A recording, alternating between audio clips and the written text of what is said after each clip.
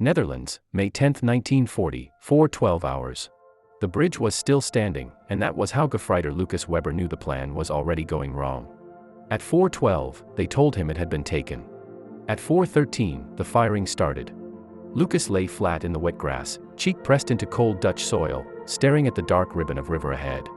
Through fog and drifting smoke, the bridge cut across the water like a black scar. Somewhere on the far bank, German voices echoed, "Paratroopers," they'd said. Elite troops. The bridge was supposed to be secure. Supposed to. Lucas was 20 years old, the son of a carpenter from near Kassel. Less than a year in uniform. He'd marched off believing this war would be fast and decisive. Now his stomach churned as artillery thundered behind him, the ground pulsing with each concussion. The sound didn't echo, it crushed the air. Dirt rained down. Lucas tasted mud and cordite. His hands shook as he tightened his grip on his rifle, sweat soaking his gloves despite the morning chill. Forward. Move. He rose and ran. The world collapsed into noise and motion. Boots splashed through ditches and churned farmland. Bullets snapped overhead, sharp and dry, too close. Tracers skimmed the river's surface, skipping like stones.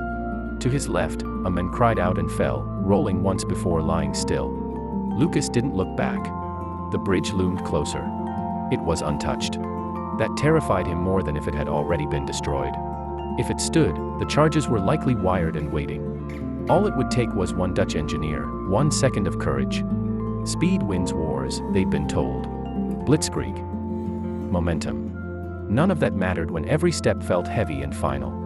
A paratrooper staggered toward them from the bridge, helmet loose, face streaked with blood and soot. He was shouting a warning. Lucas realized it too late, but the words vanished under gunfire. Lucas saw the man's eyes, wide with panic, before a bullet struck his chest and dropped him where he stood. Lucas threw himself behind a low stone wall, heart hammering painfully. His breath came fast and shallow, vision tunneling.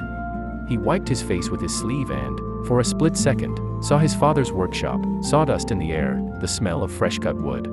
An officer crouched beside him, pistol clenched tight. "The far end is contested," he shouted. "We cross now or we lose it." A hollow weight opened in Lucas's stomach. Cross. Now. Over the bridge. Over the water. Over explosives that might already be wired. He stood when ordered.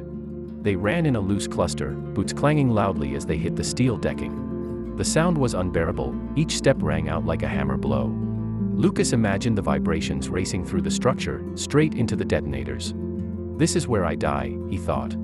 Bullets sparked off the girders, flashing in the gray dawn. A round punched through the man ahead of him, spinning him sideways. Lucas vaulted over the falling body without thinking, rifle slamming against his ribs. The smell of hot metal and oil burned his nose.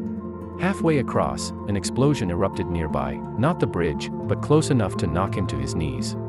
His ears rang with a piercing whine as the world slowed. Water leapt into the air. Smoke boiled upward.